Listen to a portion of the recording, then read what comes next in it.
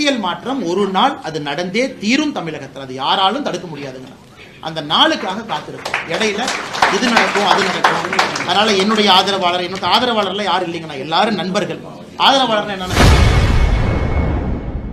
தனது ஆதரவாளர்கள் தன்னிச்சையாக செயல்படுவதாக செய்தியாளர் கூறியதற்கு பாஜக முன்னாள் தலைவர் அண்ணாமலை பதிலளித்துள்ளார். உங்களுடைய தனிப்பட்ட கருத்துக்களை பதிவு பண்ணுங்க, நோ ப்ராப்ளம். கட்சியின் சார்பாக என்னுடைய அன்பான வேண்டுகோள், சண்டை போடுறேன், அதை பண்றேன், இதை பண்றேன், அதெல்லாம் நீங்க இடத்துல போகாதீங்க. உண்மையை சொல்ல வேண்டும் என்றால் நானே சமூக வலைதளத்தில் இல்லை. என்னோட செல்போன் எடுத்து பாருங்க, எங்க ட்விட்டரா வச்சிருக்கேன், எதுவுமே இல்லை. தேவைன்னா ட்வீட் போட்டு வெளியே வந்துடுறேன். ட்வீட் எதுக்கு? உங்களுக்கு செய்தி சொல்லணும்.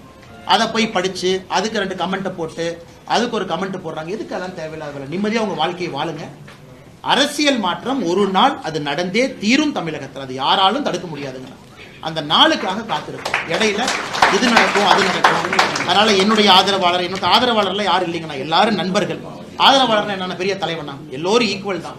நாளைக்கு என் பதவியில் ஒருத்தர் வந்து உட்காருவாங்க. அப்படிலாம் கிடையாதுங்கன்னா எல்லோரும் நம்முடைய நண்பர்கள், நம்முடைய தலைவர்கள். தனிப்பட்ட முறையில் ஆக்டிவ் பாலிடிக்ஸ் டெய்லி பண்ணுங்க. இன்னைக்கு அது தேவையில்லை. நிறைய தலைவர்கள் இருக்கிறாங்க, புது டீம் இருக்கிறாங்க, அவங்களாம் நிம்மதியா சிறப்பாக செயல்பட்டு கொண்டிருக்கிறார்கள். எல்லா இடத்துலையும் நாமே இருக்கணும், எல்லாத்துலையும் நம்ம முகம் இருக்கணும், டெய்லி போய் பிரஸை பார்க்கணும், டெய்லி கருத்து சொல்லணும், தேவையில்லை. தலைவர்கள் இருக்கிறாங்க, சொல்றாங்க. இது போன்ற ஒரு வேலையை கொடுக்கும் பொழுது மட்டும் ஸ்பெசிஃபிக்காக உங்களை பார்த்துட்டு போறேன். அதனால தயவு செஞ்சு என்னையும் ஒரு குரூப்புக்குள்ள சேர்த்திடாதீங்க. நான் எல்லா குரூப்ல இருந்து வெளியே இருக்கிற ஆளு. செய்திகளை உள்ளது உள்ளபடி தெரிந்து கொள்ள ரெஃப்ளெக்ட் நியூஸை சப்ஸ்கிரைப் பண்ணுங்க.